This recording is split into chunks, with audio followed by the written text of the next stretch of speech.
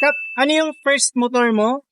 For rent na motor, then ano yung dream mo na motor sa sunod? Ang first ko na motor is yung Neo version 1. Tapos, current motor ko is ATV1. Dream motor ko siguro yung CT60. CT60. Yung unang motor ko is Honda SRX 125.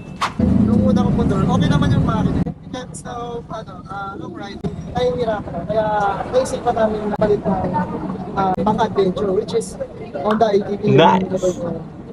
Yung trip ko na bike, siguro big bike. Big bike na, no? Oh, yeah.